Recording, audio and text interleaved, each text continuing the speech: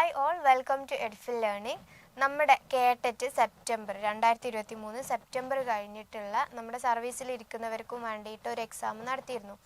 So അതിൻ്റെ question analysis നമുക്കൊന്ന് ഡീപ്പായിട്ട് നോക്കാം. സോ മറ്റ് കേട്ടറ്റ് പ്രിപ്പയർ ചെയ്യുന്നവർക്കൊക്കെ എന്ത് ചെയ്യാം, ഇത് ഒരു ക്വസ്റ്റ്യൻ പ്രിപ്പറേഷനും വേണ്ടിയിട്ട് തീർച്ചയായിട്ടും എടുക്കാവുന്ന ക്വസ്റ്റ്യനാണ്. കുറച്ച് ഡീപ്പായിട്ട് തന്നെയാണ് ക്വസ്റ്റ്യൻസ് ചോദിച്ചിട്ടുള്ളത്. ഇപ്പം കാറ്റഗറി 1ൻ്റെ ഏത് കാറ്റഗറി എടുത്താലും ഇപ്പോൾ ഈ സർവീസിലിരിക്കുന്നവരുടെ ക്വസ്റ്റ്യൻസ് കുറച്ച് ഡീപ്പായിരുന്നു. ഡീപ്പ് മീൻസ് നന്നായിട്ട് ഡീപ്പല്ല, നമ്മൾ പഠിക്കുന്നതിൽ തന്നെ സാധാരണ ചോദിച്ചു വരുന്ന ക്വസ്റ്റ്യൻസിൽ നിന്ന് കുറച്ച് വെറൈറ്റി ആയിട്ടുള്ള ക്വസ്റ്റ്യൻസും കണ്ടുവന്നിട്ടുണ്ട്. സോ ഇനി അടുത്ത എക്സാം എഴുതാൻ പോകുന്നവർക്കും തീർച്ചയായിട്ടും ഉപകാരപ്പെടും ഈ question paper analysis. Okay, so ആദ്യത്തെ ചോദ്യമാണ്, ഒരു കൗൺസിലിംഗ് സെഷനിൽ ക്ലയൻറ്റിന് ഒരു കൂട്ടം വാക്കുകളും വാക്യാംശങ്ങളും നൽകിയ ശേഷം അവൻ്റെ അല്ലെങ്കിൽ അവളുടെ മനസ്സിൽ പെട്ടെന്ന് ആവിർഭവിക്കുന്ന വാക്കുകളുടെ വാക്യാംശങ്ങളും എഴുതുവാൻ ആവശ്യപ്പെടുന്നു. ഇവിടെ കൗൺസിലർ അവലംബിക്കുന്നത്, അതായത് നമ്മുടെ കുറച്ച് ടെസ്റ്റുകളുണ്ട് അല്ലേ, നമ്മുടെ റോഷ സിംഗ് ടെസ്റ്റ് മുതലായിട്ടുള്ള കുറച്ച് ടെസ്റ്റ് കാര്യങ്ങൾ വരുന്നുണ്ട്. ആ ഭാഗത്തു നിന്നുള്ള ക്വസ്റ്റ്യൻ ആണ്. സോ നമുക്ക് നോക്കാം. In A counselling section, the counselor presents a group of words and phrases and asks the client to write down the words and phrases that pop up in his or her mind. Here the counselor is using option A വാക്യ പൂർത്തീകരണ test, option B വാക്ക് സമ്മേളന test അല്ലെങ്കിൽ word association test, option C വാക്ക് ഓർമ്മ test, option D thematic apperception test. Okay, so ഇവിടെ correct answer വരുന്നത് വാക്ക് സമ്മേളന ടെസ്റ്റാണ് അല്ലെങ്കിൽ വേർഡ് അസോസിയേഷൻ ടെസ്റ്റാണ്. നിങ്ങൾക്ക് ഇനി മലയാളം വായിച്ചിട്ട് കിട്ടുന്നില്ലെങ്കിൽ ഇംഗ്ലീഷും കൂടി ഒന്ന് നോക്കാം കേട്ടോ. ചിലപ്പോൾ നമ്മൾ വാട്ടെന്ന് പഠിച്ചു വെച്ചിട്ടുണ്ടാകും വേർഡ് അസോസിയേഷൻ ടെസ്റ്റ് എന്നുള്ളത്. സോ അടുത്തത് വാക്യ പൂർത്തീകരണ ടെസ്റ്റ് എന്ന് പറഞ്ഞിട്ടുണ്ടെങ്കിൽ എന്താണ്, വാക്കുകൾ പൂർത്തീകരിക്കുക. അതിൽ വലിയ കൺഫ്യൂഷൻ ആവേണ്ട കാര്യമൊന്നുമില്ല. രണ്ടാമത്തെ വാക്ക് സമ്മേളന ടെസ്റ്റ് ഇപ്പോൾ നമ്മൾ പറഞ്ഞു, കുട്ടികൾക്ക് എന്ത് ചെയ്യുക, കുറേ വാക്കുകൾ കൊടുക്കുക അല്ലേ, വ്യത്യസ്ത ടോപ്പിക്കിനെ കുറിച്ചിട്ടുള്ള ചോദ്യങ്ങൾ ചോദിക്കുക, പഠിതാവിൻ്റെ ചിന്ത അവലോകനം ചെയ്യുക, പെട്ടെന്ന് അവരുടെ മൈൻഡിൽ എന്താണ് വരുന്നത് ചോദിച്ചിട്ട് അത്തരത്തിൽ ചെയ്യുന്നതാണ് വാക്ക് സമ്മേളന ടെസ്റ്റ്. അടുത്തത് word memory test. Word memory test എന്ന് പറഞ്ഞിട്ടുണ്ടെങ്കിൽ നമ്മൾ സാധാരണ മെമ്മറി ടെസ്റ്റ് നടത്തുമല്ലോ, അത് ചിത്രങ്ങളല്ല വേർഡ് വെച്ചിട്ട് നടത്താം. ഇപ്പോൾ ബോർഡിൽ എന്ത് ചെയ്തു, ബോയ് എഴുതി, ക്യാറ്റ് എഴുതി, പിന്നെന്താ പേപ്പർ എഴുതി, ഓക്കെ ബാഗ് എഴുതി. ഇത്തരത്തിൽ ഇങ്ങനെ ഒരു 10-15 വേർഡ് എഴുതി വെച്ചെന്ന് വെക്കുക. എന്നിട്ട് നിങ്ങൾക്കൊരു 2 മിനിറ്റ് സമയം തന്നു നന്നായിട്ടൊന്ന് വായിച്ചെടുക്കാൻ. ഞാനത് ഇറേസ് ചെയ്യുന്നു, എന്നിട്ട് നിങ്ങളോട് അത് ആ ഓർഡറിൽ തന്നെ പറയാൻ പറയുന്നു. അതാണ് വേർഡ് മെമ്മറി ടെസ്റ്റ്. ഓക്കെ, പിന്നെ നമുക്ക് വന്നത് thematic appreciation test. Thematic appreciation ടെസ്റ്റിൽ എത്ര ചിത്രങ്ങളാണ് കൊടുക്കുന്നത് എന്നുള്ളതൊരു VYQ ആണ് കേട്ടോ. 31 ചിത്ര കാർഡുകൾ നൽകിയിട്ട് അത് വെച്ചിട്ടൊരു കഥയോ അല്ലെങ്കിൽ ഒരു സന്ദർഭം ഉണ്ടാക്കാനോ ഒക്കെ പറയുന്നതാണ് നമ്മുടെ തീമാറ്റിക് അപ്രീസിയേഷൻ ടെസ്റ്റ്. ഇത് ഒരു തീം ഉണ്ടാക്കുക എന്ന് പറഞ്ഞിട്ടുണ്ടെങ്കിൽ എന്താ, ഒരു സന്ദർഭം ഉണ്ടാക്കുക എന്നുള്ള അർത്ഥമല്ലേ. അത്തരത്തിലൊക്കെ ഓർമ്മിച്ച് വെച്ചാൽ മതി. ഇതിൽ എത്ര കാർഡുകളാണ്, 31 കാർഡുകളാണ് കൊടുക്കുന്നത്. അതും ഒരു VYQ ക്വസ്റ്റ്യൻ ആയിരുന്നു. അടുത്തത്, എറിക്സന്റെ മാനസിക സാമൂഹിക വികസന സിദ്ധാന്തം അനുസരിച്ച് കുട്ടികളിൽ അപകർഷതാബോധം രൂപപ്പെടുന്നത് ഏത് സ്റ്റേജിലാണെന്നാണ്. According to Erikson psycho social development theory, children develop the feeling of inferiority during which stage? So option A 0 to 1 age, option B 1 to 3 age, option C 3 to 6 age, option D 7 to 11 age. So correct answer വരുന്നത് ഏതാ, 7 to 11 age ആണ് വരുന്നത്. So ഇതിലെന്താണ്, year important ആണ്. So കഴിഞ്ഞ PYQ അതായത് കഴിഞ്ഞ previous year ക്വസ്റ്റ്യനിലും ഇതുപോലെ തന്നെ എറിക്സണിൻ്റെ ഇയർ വെച്ചിട്ടാണ് ചോദിച്ചിട്ടുള്ളത് കേട്ടോ. അതുപോലെ തന്നെ കോൾബർഗിൻ്റെ. അടുത്ത ചോദ്യം, അംഗീകാരം, അന്തസ്സ്, പദവി, പ്രശസ്തി തുടങ്ങിയവ അബ്രഹാം മാസ്ലോയുടെ അവശ്യ ശ്രേണി സിദ്ധാന്തത്തിലെ ഏത് ആവശ്യങ്ങളിൽ പെടുന്നതാണ്? So recognition, prestige, status, fame, etc. come under which needs in Abraham Maslow's need hierarchy theory? So നമുക്കറിയാം അബ്രഹാം മാസ്ലോയുടെ അവശ്യ ശ്രേണി എന്ന് പറയും അല്ലേ. അതിൽ ഏത് സ്റ്റേജിലാണ് ഈ സംഭവങ്ങൾ വരുന്നത് എന്നാണ്. സോ ഓപ്ഷൻസ് ഒന്ന് നോക്കാം. ഓപ്ഷൻ എ ശാരീരിക ആവശ്യങ്ങൾ, ഓപ്ഷൻ ബി സുരക്ഷയുമായി ബന്ധപ്പെട്ട ആവശ്യങ്ങൾ, ഓപ്ഷൻ സി സാമൂഹിക ആവശ്യങ്ങൾ, ഓപ്ഷൻ ഡി ആത്മാഭിമാന ആവശ്യങ്ങൾ. നമുക്കറിയാം സെൽഫ് എസ്റ്റീം നീഡ്സ് എന്ന് പറഞ്ഞിട്ടുണ്ടെങ്കിൽ എന്താ ഇപ്പോൾ പറഞ്ഞിട്ടുള്ളത്, ഓക്കെ, അംഗീകാരം, അന്തസ്സ്, പദവി, പ്രശസ്ത, അതൊക്കെ സെൽഫ് എസ്റ്റീം അല്ലേ, നമുക്കൊരു ആത്മാഭിമാനത്തിനും വേണ്ടിയിട്ടുള്ള സാധനങ്ങളല്ലേ. സോ സ്വാഭാവികമായിട്ടും അത് വരുന്നത് ഓപ്ഷൻ ഡി, ആത്മാഭിമാന ആവശ്യങ്ങളിലാണ് വരുന്നത്. ബാക്കി ശാരീരിക ആവശ്യങ്ങൾ എന്താ, ഒരു ഷെൽട്ടർ വേണം, വസ്ത്രം വേണം, അങ്ങനത്തെ ഒക്കെയാണ് ശാരീരികം. സുരക്ഷ എന്ന് പറഞ്ഞിട്ടുണ്ടെങ്കിൽ വീണ്ടും ഷെൽട്ടർ വേണം, പൈസ വേണം, എന്താ ഫിനാൻഷ്യലി ഒരു എന്താണ് സെക്യൂർ ആവണം, അത്തരത്തിലുള്ളൊക്കെയാണ് സുരക്ഷ വരുന്നത്. സാമൂഹിക ആവശ്യം എന്ന് പറഞ്ഞിട്ടുണ്ടെങ്കിൽ എന്താ, നമ്മൾ സമൂഹമായിട്ട് നല്ല ബന്ധം വേണം, അത്തരത്തിലുള്ളൊക്കെയാണ് സാമൂഹ്യ ആവശ്യങ്ങളിൽ വരിക. ഓക്കെ, സോ അടുത്തത് ഫെമിനിസവുമായി ബന്ധപ്പെട്ട ഇനി പറയുന്ന പ്രസ്താവനകളിൽ ഏതാണ് ശരി? സോ ഇതാണ് ഞാൻ നേരത്തെ പറഞ്ഞ ക്വസ്റ്റ്യൻ. ഒന്ന് എന്താണ് കുറച്ച് ഡീപ്പായിട്ട് ചോദിച്ചത്. നമ്മൾ സാധാരണ ഈ ഒരു ഭാഗത്തു നിന്ന് ജെൻഡർ ഡിസ്ക്രിമിനേഷൻ അത്തരത്തിലുള്ള ക്വസ്റ്റ്യൻസ് ചോദിക്കുന്നിടത്തു നിന്ന് കുറച്ച് നല്ലൊരു ക്വസ്റ്റ്യനാണ് വന്നിട്ടുള്ളത് അല്ലേ, ഫെമിനിസത്തിനെ കുറിച്ചിട്ടുള്ളത്. അപ്പോൾ സ്വാഭാവികമായിട്ടും നമ്മൾ എന്ത് ചെയ്യണം, അപ് ടു ഡേറ്റ് ആയിട്ടുള്ള ഒരാളായിരിക്കണം, എങ്കിലേ ഫെമിനിസത്തിനെയൊക്കെ കുറിച്ചിട്ട്, ഫെമിനിസം കേൾക്കാത്തവരൊക്കെ ഉണ്ടാവാം, പക്ഷേ അപ് ടു ഡേറ്റ് ആയിട്ടുള്ള ഒരാൾക്ക് ഇതിന് ആൻസർ എഴുതാൻ കഴിയുള്ളൂ. So which among the following statement is true related to feminism? So ആദ്യത്തെ സ്റ്റേറ്റ്മെൻറ്റ്, സ്ത്രീ പീഡനത്തിൻ്റെ പ്രധാന കാരണം പുരുഷാധിപത്യമാണെന്ന് റാഡിക്കൽ ഫെമിനിസം വിശ്വസിക്കുന്നു. സോ ഇതാണ് ആദ്യത്തെ സ്റ്റേറ്റ്മെൻറ്റ്. രണ്ടാമത്തെ സ്റ്റേറ്റ്മെൻറ്റ് വരുന്നത്, ലിബറൽ ഫെമിനിസം സാമൂഹ്യ നീതിയുടെ അടിസ്ഥാനമായി വ്യക്തി അവകാശങ്ങൾക്കും തുല്യ അവസരങ്ങൾക്കും ഊന്നൽ നൽകുന്നു. നമുക്ക് ഓപ്ഷൻസ് നോക്കാം. ശരിയായ ഉത്തരം തിരഞ്ഞെടുക്കുക എന്നാണ് ഓപ്ഷൻ. അതായത് ഫസ്റ്റ് സ്റ്റേറ്റ്മെൻറ്റും സെക്കൻഡ് സ്റ്റേറ്റ്മെൻറ്റും ഉണ്ട്, അതിലേതാണ് ശരി ഏതാണ് തെറ്റെന്നാണ്. സോ നമുക്ക് ഇവിടെ ആൻസർ വരുന്നത് എന്താണ്, 1ഉം 2ഉം ശരിയാണ്. സോ നമുക്ക് ഫെമിനിസത്തിന് ജസ്റ്റ് ഒന്ന് പറയാം. ഫെമിനിസത്തിന് നമുക്ക് മെയിനായിട്ട് 3ആക്കി ഡിവൈഡ് ചെയ്യാം. ഒന്ന് നേരത്തെ പറഞ്ഞു റാഡിക്കൽ ഫെമിനിസം, രണ്ടാമത്തേത് ലിബറൽ ഫെമിനിസം, മൂന്നാമത്തേത് കൾച്ചറൽ ഫെമിനിസം.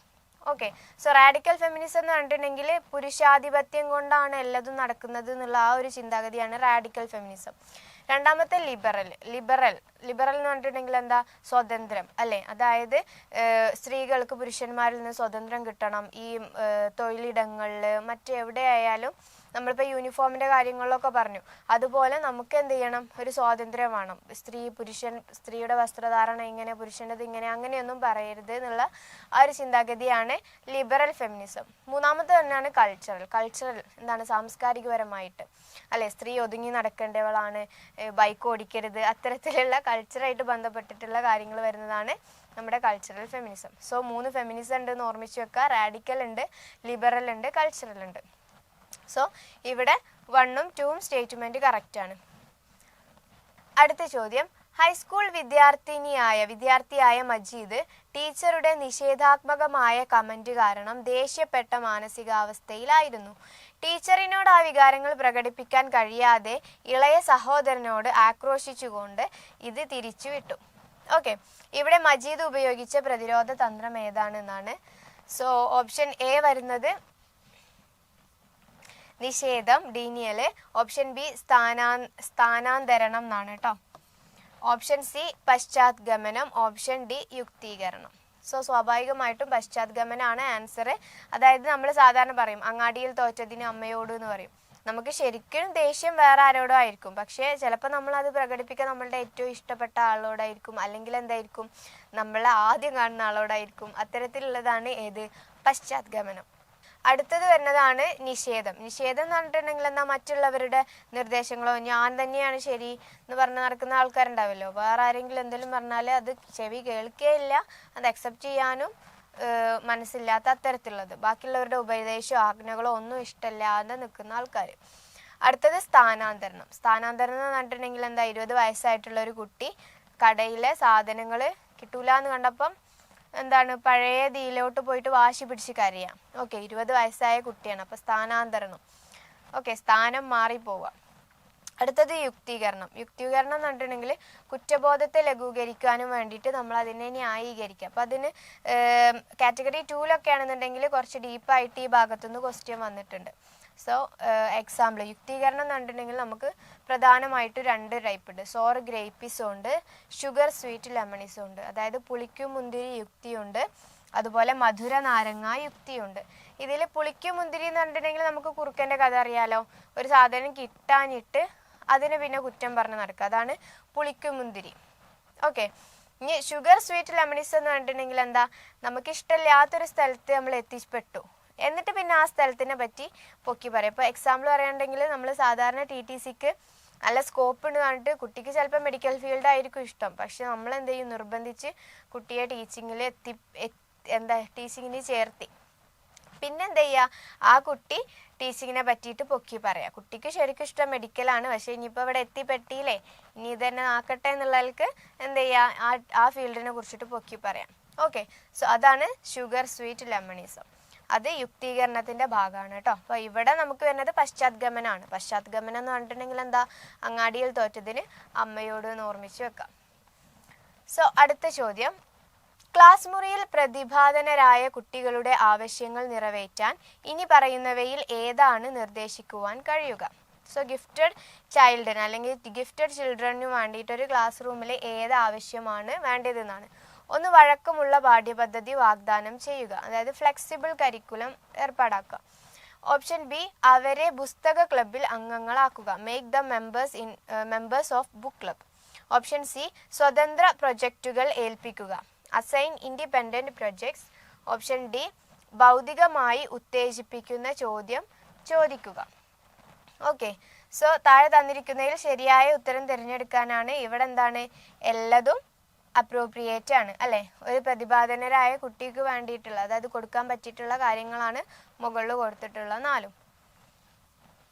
അടുത്ത ചോദ്യം, നിർദ്ദിഷ്ട സാഹചര്യങ്ങൾ ഉപയോഗിച്ച് അവയിൽ നിന്ന് സാമാന്യവൽക്കരിച്ച നിഗമനങ്ങളിൽ എത്തിച്ചേരുന്ന പ്രവൃത്തിയെ എന്താണ് അറിയപ്പെടുന്നത്?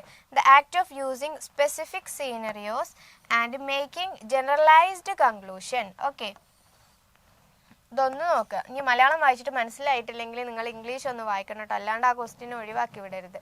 സോ എന്ത് ചെയ്യുക, കുറേ ഉദാഹരണങ്ങളിൽ നിന്ന് ഒരു പൊതു തത്വത്തിലോട്ട് എത്താം. ഓക്കെ, അതാണ് സ്പെസിഫിക് എന്ന് ജനറലിലോട്ട് എത്താം. അത്തരത്തിലുള്ള മെത്തേഡിനെ നമ്മൾ എന്താണ് പറയാറ് എന്നാണ്. സോ ഡിഡക്റ്റീവ് ന്യായവാദം, ഇൻഡക്റ്റീവ് ന്യായവാദം, സംവാദാത്മക ന്യായവാദം, ഭാവന. അപ്പം കറക്റ്റ് ആൻസർ വരുന്നത് ഇൻഡക്റ്റീവ് ന്യായവാദം അല്ലെങ്കിൽ ഇൻഡക്റ്റീവ് റീസണിങ് ആണ്. എന്താണ്, കുറേ ഉദാഹരണങ്ങളിൽ നിന്ന് ഒരു പൊതു തത്വത്തിലോട്ട് എത്തുന്ന രീതി. നമ്മളിപ്പോൾ ക്ലാസ് റൂമിലൊക്കെ അതാണ് ഉപയോഗിക്കാറ്. ഇപ്പോൾ എക്സാമ്പിൾ പറയുകയാണെങ്കിൽ നമ്മൾ മാത്സിലാണെന്നുണ്ടെങ്കിൽ ഇപ്പം ത്രികോണങ്ങളുടെ 3 കോണുകൾ, ഞാനൊരു ഉദാഹരണം പറയാം കേട്ടോ, ഇൻഡക്റ്റീവ് മെത്തേഡ് എന്താണെന്നുള്ളതിന്. ഈ 3 കോണുകളും കൂടി കൂട്ടിയാൽ എത്രയാണ് കിട്ടുക? കോണളവുകളുടെ തുക 180 ആണ് കിട്ടുക അല്ലേ. അപ്പോൾ ഈ ഒരു ആശയം കുട്ടിയിലോട്ട് എത്തിക്കാൻ നമ്മളിപ്പോൾ സാധാരണ ഒരു 6ാം ക്ലാസ്സിൽ 5ാം ക്ലാസ്സിലൊക്കെ ഉപയോഗിക്കുന്ന മെത്തേഡാണ്. കുട്ടികൾക്ക് ഇഷ്ടമുള്ളൊരു ത്രികോണം വരയ്ക്കാൻ പറയും പുസ്തകത്തിൽ അല്ലെങ്കിൽ ഒരു പേജ് എടുത്തിട്ട്, എന്നിട്ട് അതിൻ്റെ ഈ കോണുകൾ എന്ത് ചെയ്യാൻ പറയും, നമ്മൾ മുറിച്ചെടുക്കാൻ പറയും. എന്നിട്ട് ഒരു വര വരച്ചിട്ട് ഈ മുറിച്ച കോണുകളുണ്ടല്ലോ അതിവിടെ ഇങ്ങനെ ഒന്ന് വെച്ച് നോക്കാൻ പറയും. അപ്പോൾ കറക്റ്റ് എന്ത് ചെയ്യും, ഇങ്ങനെയല്ല വരിക, കറക്റ്റ് 180 ഡിഗ്രിയിൽ കുട്ടിക്ക് ആ ചിത്രം കിട്ടും. സോ ഈ ത്രികോണങ്ങളുടെ കോണുകളുടെ തുക 180 ആണ് എന്നുള്ളൊരാശയം എന്ത് ചെയ്തു, ഇത്തരത്തിലൊരു പ്രവർത്തനം ചെയ്യുന്നതിലൂടെ കുട്ടിക്ക് കിട്ടി. ഓക്കെ, അതാണ് എന്ത് വരിക, ഒരു കുറേ ഉദാഹരണങ്ങളിലൂടെ ഒരു പൊതു തത്വത്തിലോട്ട് എത്തുക എന്നുള്ളൊരു കോൺസെപ്റ്റ്. അല്ലെങ്കിൽ നമുക്ക് വേറെ പറയാം, എന്താണ്, കോഴിക്കോട്ടേക്ക് നിങ്ങൾക്ക് എങ്ങനെ എത്താം എന്നൊരു ചോദ്യം വന്നാൽ ഓരോരുത്തർക്കും ഓരോ ഉത്തരമായിരിക്കും അല്ലേ. അത്തരത്തിലാണ് ഇൻഡക്റ്റീവ് മെത്തേഡ് വരാം. നേരെ മറിച്ച് ഡിഡക്റ്റീവ് മെത്തേഡ് ആണെങ്കിൽ എന്താ, ഒരു A+B ഒരു പൊതു തത്വം ഉണ്ടാകും, A+B². ഓക്കെ, മാത്സിലുള്ള ഒരു പൊതു തത്വമാണ്. ഈ തത്വം വെച്ചിട്ട് എന്ത് പറഞ്ഞു, കുട്ടിയോട് ഒരു പ്രോബ്ലം കൊടുക്കുക, അതാണ് ഏത്, deductive method.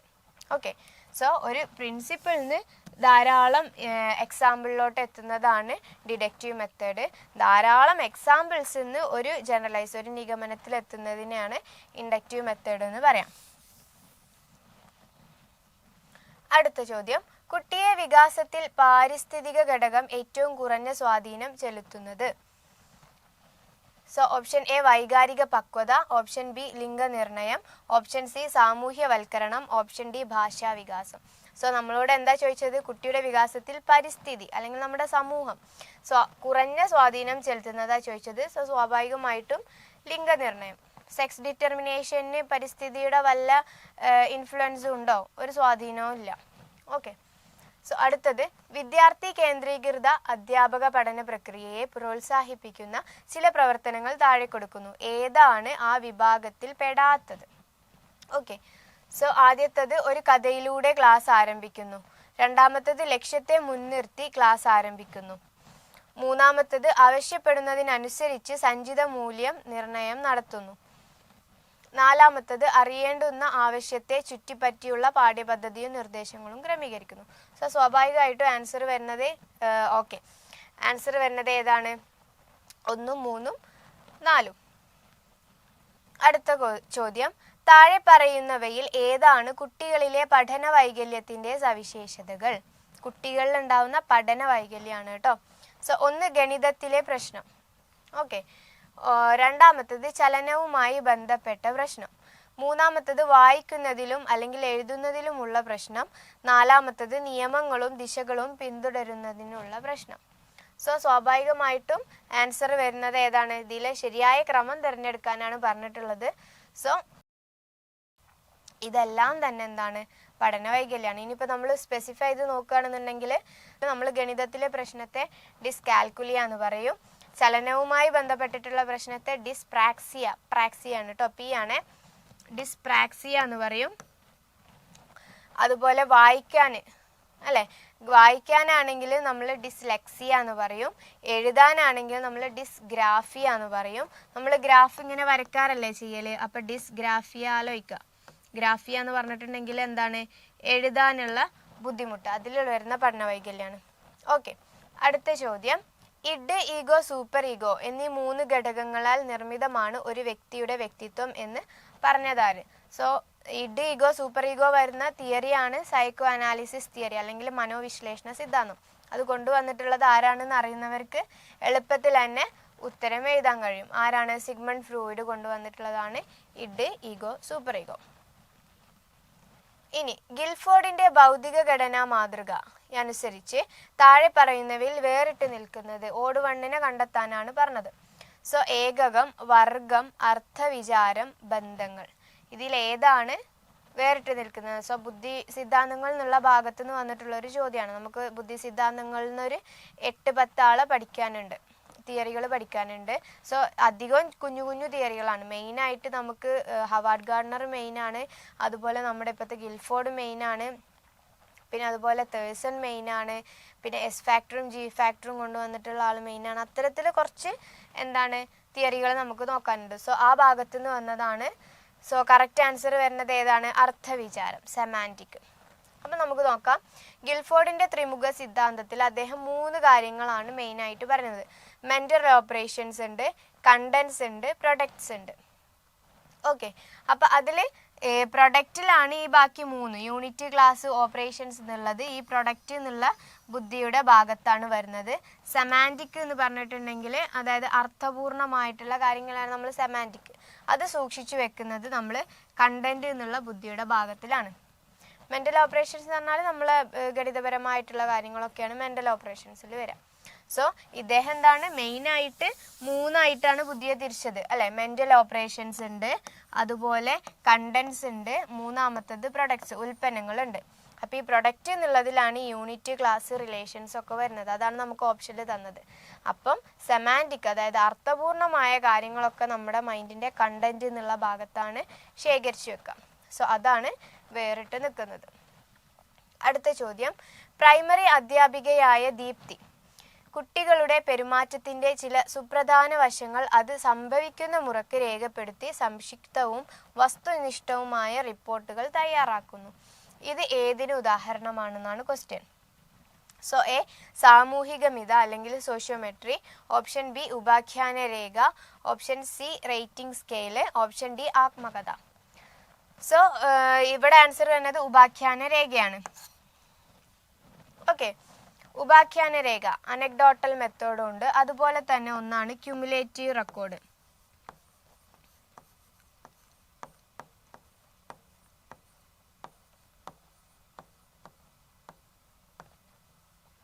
Okay, cumulative record എന്ന് പറഞ്ഞിട്ടുണ്ടെങ്കിൽ നമ്മൾ സഞ്ചിത രേഖ എന്ന് പറയും. അപ്പോൾ ഇവിടെ ഉപാഖ്യാന രേഖ അല്ലെങ്കിൽ അനക്ഡോട്ടൽ മെത്തേഡ് എന്ന് പറഞ്ഞിട്ടുണ്ടെങ്കിൽ നമുക്ക് ക്വസ്റ്റ്യൻ തന്നെ കിട്ടി. എന്താണ്? സുപ്രധാനമായിട്ടുള്ള കാര്യങ്ങൾ മാത്രം എഴുതി വെക്കുന്ന, ഒരു കുട്ടിയെ കുറിച്ചിട്ട് പ്രധാനപ്പെട്ട സംഭവങ്ങൾ മാത്രം എഴുതി വെക്കുന്ന ഒരു ബുക്ക് അല്ലെങ്കിൽ ഒരു രേഖ, ഒരു റെക്കോർഡാണ് ഏത് നമ്മുടെ അനക്ഡോട്ടൽ അല്ലെങ്കിൽ ഉപാഖ്യാന രേഖ എന്ന് പറഞ്ഞിട്ടുണ്ടെങ്കിൽ.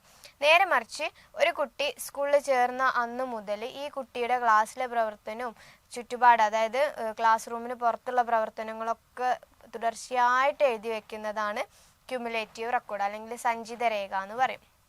സോ സാധാരണഗതിയിൽ ഈ ഇപ്പോൾ ആത്മകഥക്ക് പകരം സഞ്ചിത രേഖയാണെന്നുണ്ടെങ്കിൽ സ്വാഭാവികമായിട്ടും എന്താണ് ഡൗട്ട് അടിക്കും, ഈ ക്യുമുലേറ്റീവ് ആയിരുന്നോ അനക്ഡോട്ടൽ ആയിരുന്നോ എന്നുള്ളൊരു ഡൗട്ട് ഇങ്ങനെ വരും. ഇവിടെ ഇപ്പോൾ അതില്ലാത്തത് കൊണ്ട് പ്രശ്നമില്ല. സോ ഇത് മാറിപ്പോവരുത്, ക്യുമുലേറ്റീവ് റെക്കോർഡും അതുപോലെ തന്നെ അനക്ഡോട്ടൽ റെക്കോർഡ് കേട്ടോ. ഉപാഖ്യാനം എന്ന് പറഞ്ഞിട്ടുണ്ടെങ്കിൽ എന്താ, അവിടെ ആ ഒരു സ്പെസിഫൈ ചെയ്തിട്ടുള്ള സംഭവം മാത്രമേ ഉണ്ടാവുള്ളൂ. ഇങ്ങനെ ആലോചിച്ചാൽ മതി. സഞ്ചി എന്ന് പറയുമ്പോൾ സഞ്ചിത രേഖ, സഞ്ചിയിൽ കുറേ സാധനം കൊള്ളൂലേ, അതായത് ആ കുട്ടി ചേർന്ന അന്ന് മുതലുള്ള കാര്യങ്ങളൊക്കെ ഉണ്ടാകും, എല്ലാ കാര്യങ്ങളും. സാധാരണ നമ്മൾ പറയാം ഈ സഞ്ചിത രേഖ ഉണ്ടല്ലോ അല്ലെങ്കിൽ ക്യുമുലേറ്റീവ് റെക്കോർഡ് ഉണ്ടല്ലോ, അത് ഈ കുട്ടി അടുത്ത ക്ലാസ്സിലോട്ട് പോകുമ്പോൾ ആ ടീച്ചർക്ക് കൈമാറണം എന്നാണ് പറയാം. അങ്ങനെ എല്ലാ ടീച്ചേഴ്സും ചെയ്യണം എന്നാണ് സാധാരണ പറയാറ്. സോ മാറിപ്പോവരുത് അനക്ഡോട്ടലും ക്യുമുലേറ്റീവും. അടുത്ത ചോദ്യം, ഒരു സമൂഹം സ്ത്രീകൾക്കും പുരുഷന്മാർക്കും അനുയോജ്യമെന്ന് കരുതുന്ന സാമൂഹികമായി നിർമ്മിച്ച പത്രധർമ്മവും പെരുമാറ്റ പ്രവർത്തനങ്ങളും വിശേഷണങ്ങളും അറിയപ്പെടുന്നത്. Okay, the socially constructed roles, behaviors, activities and attributes that a given society considers appropriate for men and women is known as. എന്താണ് അറിയപ്പെടുന്നത്? ജെൻഡർ റോളാണോ, ജെൻഡർ സ്റ്റീരിയോ ടൈപ്പാണോ, ലിംഗവിവേചനമാണോ, ലിംഗപക്ഷാപാതമാണോ? ഓക്കെ, ജെൻഡർ റോള് അല്ലേ. പത്രമാധ്യമങ്ങൾ പുരുഷന്മാർ മാത്രം പറ്റുള്ളൂ, ഇത്തരത്തിലുള്ള എന്താണ് അവിടെ ഒരു ജെൻഡറിനെ മാത്രം സ്ഥാപിക്കുക, അതാണ് ജെൻഡർ റോള്. സോ ഇത് സ്വാഭാവികമായിട്ടും ജെൻഡർ റോൾ തന്നെ. ഇനി ജെൻഡർ സ്റ്റീരിയോ ടൈപ്പ് ആണെങ്കിൽ എന്താ, ഇപ്പോൾ മെയിൽ ഫീമെയിൽ ഉണ്ട്, അപ്പോൾ അതിൽ ഫീമെയിലിന് മാത്രം മുന്നിട്ട് നിൽക്കുന്ന കുറച്ച് സ്വഭാവ സവിശേഷതകൾ, ഇപ്പോൾ ഇമോഷണലി അറ്റാച്ച്ഡ് ആണ്, അത്തരത്തിലുള്ള കാര്യങ്ങൾ.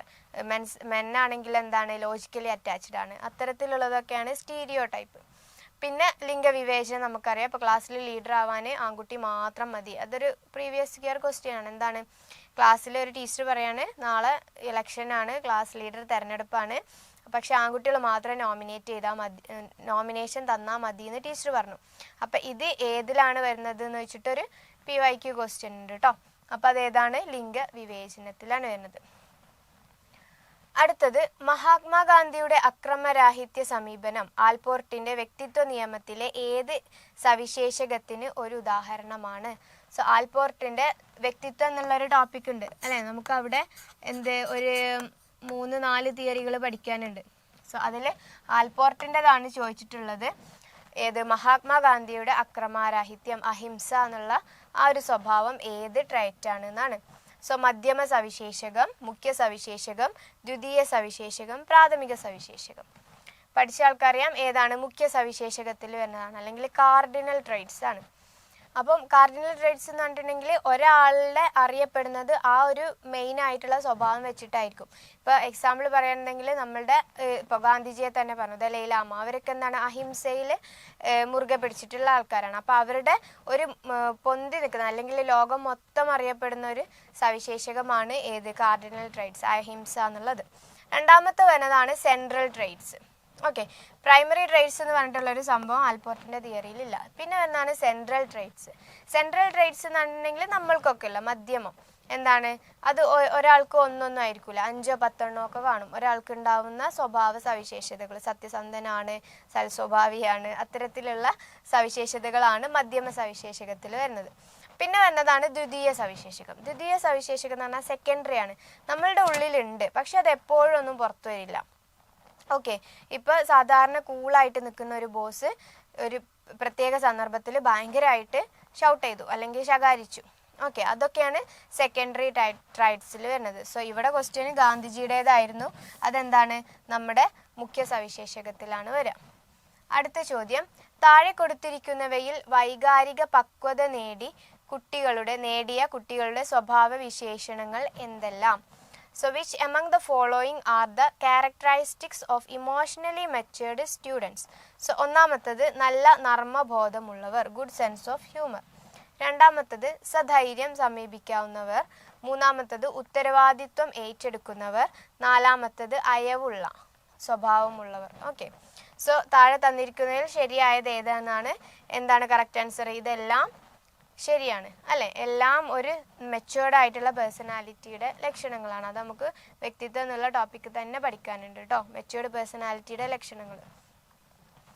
അടുത്തത് സാമൂഹ്യ പഠന സിദ്ധാന്തത്തിന്റെ ഉപജ്ഞാതാവ് ആര്? Okay, who is the propounder of social learning theory? Abraham Maslow, Albert Bandura, BF Skinner, JB Watson. നമുക്കറിയാം ആൽബർട്ട് ബന്ദൂര അല്ലേ? ആൽബർട്ട് ബന്ദൂരനെ പറയുമ്പോൾ തന്നെ ഓർമ്മിക്കേണ്ട ഒരു കാര്യമാണ് Bobo doll experiment. Okay, Bobo doll experiment നടത്തിയിട്ടാണ് ആൽബർട്ട് ബന്ദൂര ഈ ഒരു സാമൂഹ്യ പഠന സിദ്ധാന്തം കൊണ്ടുവന്നിട്ടുള്ളത് കേട്ടോ.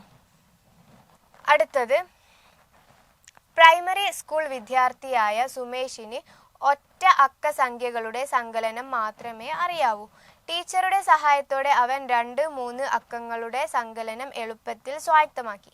വൈഗോട്സ്കിയുടെ സാമൂഹ്യജ്ഞാന നിർമ്മിതി സിദ്ധാന്ത പ്രകാരം ടീച്ചർ കുട്ടിയുടെ ഡാഷ് ഉയർത്താൻ സഹായിച്ചു. ഓക്കെ, സോ ഓപ്ഷൻസ് നോക്കാം.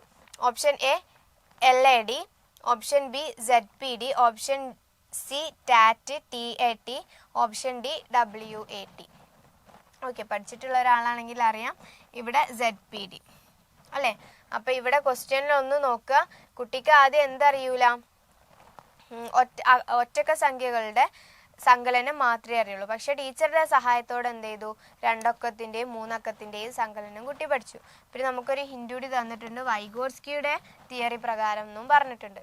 സോ വൈഗോട്സ്കി കൊണ്ടുവന്നിട്ടുള്ളതാണ് ഏത്? നമ്മുടെ ZPD അല്ലേ? അപ്പോൾ ZPD എന്താണെന്ന് നോക്കാം. ഒന്നുമില്ല, ഒരു കുട്ടിയുടെ പഠനം ആദ്യമുള്ള ലെവല് നമ്മളിപ്പോൾ നേരത്തെ ഇപ്പോൾ ഈ കേസ് ആണെങ്കിൽ എന്താണ്, കുട്ടിക്ക് മനു ആയിരുന്നു പേര്. മനുവിന് എന്ത് ചെയ്യാം? ഒറ്റ അക്ക സംഖ്യകളുടെ സങ്കലനം മാത്രം അറിയാം. ഓക്കെ, അപ്പം ഈ ലെവലിനെയാണ് നമ്മുടെ വൈഗോട്സ്കി കാലെന്ന് വിളിച്ചു. കാലെന്ന് പറഞ്ഞിട്ടുണ്ടെങ്കിൽ കറണ്ട് എബിലിറ്റി ലെവൽ. ഓക്കെ, കാലെന്ന് പറഞ്ഞിട്ടുണ്ടെങ്കിൽ കറണ്ട് എബിലിറ്റി ലെവൽ. മനുവിൻ്റെ കേസ് ആണെങ്കിൽ മനുവിന് ഒറ്റ സംഖ്യകളുടെ സങ്കലനം മാത്രം അറിയുന്ന ആ സ്റ്റേജ്. ഇവിടെ എന്ത് ചെയ്യാണ്? ടീച്ചറുടെ സഹായത്തോടെ മനു പാലിലെത്താണ്. പാലെന്ന് പറഞ്ഞിട്ടുണ്ടെങ്കിൽ പൊട്ടൻഷ്യൽ എബിലിറ്റി ലെവൽ. ഓക്കെ, അപ്പം ഇവിടെ എന്താണ്? ഒരു കൈത്താങ്, ടീച്ചറുടെ ഒരു കൈത്താങ് ലഭിച്ചപ്പോൾ നമ്മുടെ ഒറ്റക്ക സംഖ്യകളുടെ സങ്കലനം മാത്രം അറിഞ്ഞിരുന്ന മനു എവിടെ എത്തി? 2 അക്ക സംഖ്യകളുടെയും 3 അക്ക സംഖ്യകളുടെയും സങ്കലനം പഠിച്ചു അല്ലേ? അപ്പം ഇത്തരത്തിൽ ഈ സോണിനെ, അതായത് കാലിന്ന് പാലിലോട്ടുള്ള അന്തരത്തിനെയാണ് നമ്മൾ എന്ത് പറയുന്നത്? ZPD എന്ന് പറയുന്നത്. ഓക്കെ, സോൺ, ഇനിയിപ്പോൾ ചിലപ്പോൾ ഇതിൻ്റെ ഫുൾ ഫോം ആയിരിക്കും തരാം, zone of proximal development. Okay, സമീപസ്ഥ വികാസ മണ്ഡലം എന്ന് പറയട്ടോ മലയാളത്തിൽ, zone of proximal development. So അതാണ് നമ്മൾ ഇവിടെ പറഞ്ഞിട്ടുള്ളത്. അതായത് ഒരു കൈത്താങ്, കുട്ടിക്ക് ഇപ്പം നിൽക്കുന്ന ലെവലിന് ഒരു കൈത്താങ് കിട്ടിയാൽ കുട്ടി ഒരു നല്ല ഹയർ പൊസിഷനിൽ എത്താം. അത് തമ്മിലുള്ള അന്തരമാണ് ZPD, സമീപസ്ഥ വികാസ മണ്ഡലം. നമ്മുടെ വൈഗോട്സ്കി കൊണ്ടുവന്നിട്ടുള്ളതാണ്. ഇനി ഇവിടെ നോക്കാം, ലാഡ് എന്ന് പറഞ്ഞിട്ടുണ്ടെങ്കിൽ ആരുമായിട്ട് ബന്ധപ്പെട്ടിട്ടുള്ളതാണ്? നമ്മുടെ നോം ചോംസ്കി ആയിട്ട് ബന്ധപ്പെട്ടുള്ളതാണ്. നോം ചോംസ്കി എന്ന് പറഞ്ഞിട്ടുണ്ടെങ്കിൽ ഭാഷയുമായിട്ട് തന്നെ ബന്ധപ്പെട്ടിട്ടുള്ള ഒരാളാണ്. ലാഡ് എന്ന് പറഞ്ഞിട്ടുണ്ടെങ്കിൽ ലാംഗ്വേജ് അക്വിസിഷൻ ഡിവൈസ് എന്ന് പറയും. അതായത് നമ്മുടെ ജന്മസിദ്ധമായിട്ട് നമ്മുടെ തലയിൽ നമ്മുടെ ലാംഗ്വേജ്, ഭാഷകൾ സ്വായത്തമാക്കാനും വേണ്ടിയിട്ടൊരു ഡിവൈസ് ഉണ്ട് എന്ന് പറഞ്ഞിട്ടുള്ള ആളാണ് നമ്മുടെ നോം ചോംസ്കി. ഓക്കെ, അദ്ദേഹം കൊണ്ടുവന്നിട്ടുള്ളതാണ് ലാഡ്. നമുക്കറിയാം കുഞ്ഞു മക്കൾ സംസാരിക്കുമ്പോൾ നമ്മൾ അത്ഭുതപ്പെടും അല്ലേ, എങ്ങനെയും മക്കൾ ഇങ്ങനെ സംസാരിക്കുന്നത് എന്ന്. അത് ഇദ്ദേഹം പറയുന്നത് ജന്മസിദ്ധമായിട്ട് കുട്ടിയുടെ തലയിലൊരു ഡിവൈസ് ഉണ്ട്, അല്ലെങ്കിൽ ഒരു ഭാഗമുണ്ട്. അതാണ് ലാംഗ്വേജിനെ അക്വയർ ചെയ്യുന്നത്, സ്വായത്തമാക്കുന്നത് എന്നാണ് നമ്മുടെ നോം ചോംസ്കി പറയുന്നത്. ഓക്കെ, പിന്നെ ടാറ്റും വാട്ടും എന്താ വരിക? അത് ഓരോ ടെസ്റ്റുകളാണ് അല്ലേ. തീമാറ്റിക് അപ്രീസിയേഷൻ ടെസ്റ്റാണ് ഇത്, വേർഡ് അസോസിയേഷൻ ടെസ്റ്റാണ്. അടുത്ത ചോദ്യം, അച്ഛൻ്റെ പോക്കറ്റിൽ നിന്ന് പണം എടുത്തതിനാണ് അനു ശിക്ഷിക്കപ്പെട്ടത്. ശിക്ഷയിൽ നിന്ന് രക്ഷപ്പെടുവാൻ പിന്നീട് അവൾ അത്തരം പെരുമാറ്റങ്ങൾ ഒഴിവാക്കി. കോൾബർഗിന്റെ ധാർമ്മിക വികാസ സിദ്ധാന്തം അനുസരിച്ച് അനു ഏത് വിഭാഗത്തിലാണെന്നാണ് ക്വസ്റ്റ്യൻ. സോ ഓപ്ഷൻ എ പൂർവ്വ യാഥാസ്ഥിക സദാചാര ഘട്ടം അല്ലെങ്കിൽ pre conventional stage. Option B പ്രാഗ് മനോവ്യാപാര ഘട്ടം അല്ലെങ്കിൽ pre operational stage. Option C യാഥാസ്ഥിക സദാചാര ഘട്ടം കൺവെൻഷണൽ സ്റ്റേജ്. ഓപ്ഷൻ ഡി യാഥാസ്ഥികാനന്തര സദാചാര ഘട്ടം അല്ലെങ്കിൽ പോസ്റ്റ് കൺവെൻഷനൽ സ്റ്റേജ്. സോ ഇതിൽ ഒരു കാര്യം ആലോചിച്ച് വെക്കുക, നമ്മുടെ കോൾബർഗിന് ആകെ 3 സ്റ്റേജുകളേ ഉള്ളൂ. ഓക്കെ, ഈ പ്രാഗ് മനോവ്യാപാര ഘട്ടം എന്ന് പറഞ്ഞിട്ടുണ്ടെങ്കിൽ കോൾബർഗിൻ്റെ സ്റ്റേജ് അല്ല. അപ്പോൾ ഇതല്ല എന്നുള്ള കാര്യം ഉറപ്പാണ്. പിന്നെ ഓർമ്മിച്ച് വെക്കുക, കൺവെൻഷനൽ സ്റ്റേജ് ആണ്. അതിൻ്റെ മുകളിൽ പ്രീ കൺവെൻഷനൽ സ്റ്റേജും ഉണ്ടാകും, അതുപോലെ പോസ്റ്റ് കൺവെൻഷനൽ സ്റ്റേജും ഉണ്ടാകും. ഓക്കെ, ഇങ്ങനെ ഓർമ്മിച്ച് വെക്കുക. ഈ 3 സ്റ്റേജുകളെ കോൾബർഗിൻ്റെ സിദ്ധാന്തത്തിലുള്ളൂ. സോ ഇവിടെ കറക്റ്റ് ആൻസർ വരുന്നത് പൂർവ്വ യാഥാസ്ഥിക സദാചാര ഘട്ടത്തിലാണ്. കുട്ടിക്ക് അറിയൊന്നുമില്ല, പക്ഷേ കുട്ടി ശകാരം ഭയന്നിട്ടാണ് ഇവിടെ വേണ്ട എന്ന് വെക്കുന്നത്. ഓക്കെ, അടുത്തത് താഴെ പറയുന്നവയിൽ ശരിയായ പ്രസ്താവന ഏത്? ഒന്നാമത്തെ പ്രസ്താവന, സഹകരിച്ചുള്ള പഠനത്തിൽ കുട്ടികൾ അവരവരുടെ വ്യക്തിഗതവും ഗ്രൂപ്പിൻ്റെ പ്രകടനവും വിലയിരുത്തുന്നു. ഓക്കെ, ഒരു കുട്ടി സഹകരിച്ച് പഠിക്കുമ്പോൾ കുട്ടി അവനവൻ്റെ വ്യക്തിഗതമായിട്ടുള്ള പ്രകടനവും ഗ്രൂപ്പിൻ്റെ പ്രകടനവും നോക്കും. അടുത്ത സ്റ്റേറ്റ്മെന്റ്, സഹകരണ പഠനത്തിൽ വിദ്യാർത്ഥികൾ പഠനത്തിൻ്റെ അവസാനം മൂല്യനിർണ്ണയത്തിനും വിലയിരുത്തലിനും പ്രവർത്തനം സമർപ്പിക്കുന്നു. ഇനി എന്താ ക്വസ്റ്റ്യൻ എന്താണ്? തന്നിരിക്കുന്നവയിൽ നിന്ന് ശരിയായ ഉത്തരം തിരഞ്ഞെടുക്കുക എന്നാണ്. സോ 1ഉം 2ഉം ശരിയാണ്, അടുത്തത് 1 മാത്രം ശരിയാണ്, സി 2 മാത്രം ശരിയാണ്, ഡി 1ഉം 2ഉം തെറ്റാണ്. സോ ഇവിടെ ആൻസർ വരുന്നത് 1ഉം 2ഉം ശരിയാണ് അല്ലേ? ഒരു പ്രവർത്തനം നടക്കുമ്പോൾ നമ്മൾ എന്താണ്, ഒരു ഗ്രൂപ്പ് ആക്ടിവിറ്റി കൊടുക്കുമ്പം എല്ലാവരും സഹകരിച്ചു കൊണ്ട് ചെയ്യും. കുട്ടിയും അതിലെന്താണ് വ്യക്തിഗതമായിട്ടും കുട്ടിയുടെ കോൺട്രിബ്യൂഷൻ ആ ഗ്രൂപ്പ് പ്രവർത്തനത്തിൽ ഉണ്ടാകും. ഇനി എന്താണ്, ഇനി ഗ്രൂപ്പ് പ്രവർത്തനം കഴിഞ്ഞിട്ട് നമ്മൾ അധ്യാപകർക്ക് മൂല്യനിർണ്ണയം നടത്താനും വേണ്ടിയിട്ട് എന്ത് ചെയ്യും, അത് സബ്മിറ്റ് ചെയ്യും. സോ എയും ബിയും അല്ലെങ്കിൽ ഒന്നാമത്തെ പ്രസ്താവനയും രണ്ടാമത്തെ പ്രസ്താവനയും ശരിയാണ്. അടുത്ത ചോദ്യം, വ്യക്തിത്വത്തെ വിലയിരുത്തുന്നതിന് ഉപയോഗിക്കുന്ന പ്രൊജക്റ്റീവ് ടെക്നിക്കുകളിൽ പെടാത്തത് ഏതാണ്? എപ്പോഴും ഈ പെടുന്നതും പെടാത്തതും ഒന്ന് നോട്ട് ചെയ്ത് വെക്കണം കേട്ടോ. ഓക്കെ, അപ്പം നമ്മൾ ഓപ്ഷൻസ് നോക്കുകയാണെന്നുണ്ടെങ്കിൽ തീമാറ്റിക് അപ്രിസെപ്ഷൻ ടെസ്റ്റ് ഉണ്ട്, റോഷ-സിംഗ്ബോൾട്ട് ടെസ്റ്റ് ഉണ്ട്, സഞ്ചിതരേഖ ഉണ്ട്, വാക്ക് സമ്മേളനം ഉണ്ട്. അപ്പം ഇതിലെന്താണ്, ഇത് 3ഉം വാക്ക് സമ്മേളനം വേർഡ് അസോസിയേഷൻ എന്ന് പറഞ്ഞാൽ ഒരാളുടെ മൈൻഡുമായിട്ട് ബന്ധപ്പെട്ടതാണല്ലോ. തീമാറ്റിക് അപ്രിസെപ്ഷനും നമ്മൾ നേരത്തെ ചർച്ച ചെയ്തു. തീം എന്ത് ചെയ്യുക, കുറേ 31 ചിത്ര കാർഡുകൾ കൊടുത്തിട്ട് തീം ഉണ്ടാക്കാൻ പറയാം. അടുത്തത് ഇതിൽ അറിയാത്ത ഒരാളാണ് റോഷ-സിംഗ്ബോൾ ടെസ്റ്റ്. റോഷ-സിംഗ്ബോൾ ടെസ്റ്റ് എന്ന് പറഞ്ഞിട്ടുണ്ടെങ്കിൽ ഒന്നുമില്ല, ഇതും എന്താണ് മൈൻഡായിട്ട് ബന്ധപ്പെട്ടിട്ടുള്ളതാണ്. ഒരു മഷി വെച്ചിട്ടുള്ള കുറച്ച് ചിത്രങ്ങൾ കൊടുത്തിട്ട് അത് പെട്ടെന്ന് കാണുമ്പോൾ എന്താണ് ഭാവനയിൽ ഉദിക്കുന്നത് എന്നൊക്കെ ചോദിച്ചിട്ട് അത്തരത്തിലുള്ളൊരു ടെസ്റ്റാണ് റോഷ-സിംഗ്ബോൾ ടെസ്റ്റ്. സോ ഇത് 3ഉം അല്ല, അപ്പോൾ പിന്നെ ഇത് 3ഉം ആണ്. അപ്പോൾ പിന്നെ ഏതാണ്, സ്വാഭാവികമായിട്ടും സഞ്ചിത രേഖയാണ് ഇതുമായിട്ട് ബന്ധമില്ലാത്തത്. ഓക്കെ, അടുത്ത ചോദ്യം, ഭിന്നശേഷിക്കാരുടെ അവകാശ നിയമം അതായത് ആക്ട് RPWD ആക്ട് പ്രാബല്യത്തിൽ വന്ന വർഷം ഏതാണ് എന്നാണ് ചോദ്യം കേട്ടോ. RPWD എന്ന് പറഞ്ഞിട്ടുണ്ടെങ്കിൽ right of person with disability act. Okay, എന്നാണ് വന്നത് എന്നാണ് ക്വസ്റ്റ്യൻ. അത് ഡയറക്റ്റ് ക്വസ്റ്റ്യൻ ആണ്, ആലോചിക്കാനൊന്നുമില്ല. 2017 വന്നിട്ടുള്ളത്.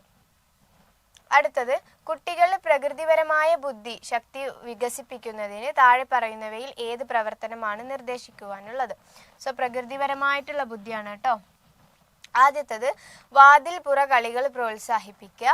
വാതിൽപ്പുറം എന്ന് പറഞ്ഞിട്ടുണ്ടെങ്കിൽ ഔട്ട്ഡോർ ആക്ടിവിറ്റീസ്, ക്ലാസ് റൂമിൽ മാത്രമല്ല പുറത്തോട്ട് ഇറക്കിയിട്ട്. രണ്ടാമത്തത്, പ്രകൃതി നടത്തം, പൂന്തോട്ടത്തിലൂടെ അല്ലെങ്കിൽ സ്കൂളിൻ്റെ ഉദ്യാനത്തിലൂടെയൊക്കെ നടക്കാൻ ആവശ്യപ്പെടുക. മൂന്നാമത്തത്, ചെടികൾ വളർത്തുക. നാലാമത്തത്, പ്രകൃതി വാർത്താ പത്രിക പാലിക്കുക. ഓക്കെ, സോ ഇവിടെ താഴെ തന്നിരിക്കുന്നതിൽ ശരിയായ ഉത്തരം തിരഞ്ഞെടുക്കാനാണ് പറഞ്ഞത്. ഏതാണ്? എല്ലതും ശരിയാണ് അല്ലേ? പ്രകൃതിപരമായിട്ടുള്ള ബുദ്ധി വർദ്ധിപ്പിക്കാൻ ഈ 4ഉം അത്യാവശ്യമാണ്. അടുത്ത ചോദ്യം, താഴെ പറയുന്നവയിൽ ഏതാണ് നിരന്തരവും സമഗ്രവുമായ മൂല്യനിർണ്ണയത്തിൻ്റെ ഉദ്ദേശം അല്ലാത്തത്?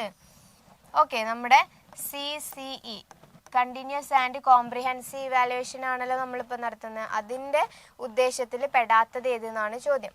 സോ ആദ്യത്തത്, ഇത് സമ്മർദ്ദവും ഉത്കണ്ഠയും കുറക്കുന്നു. കറക്റ്റ് അല്ലേ?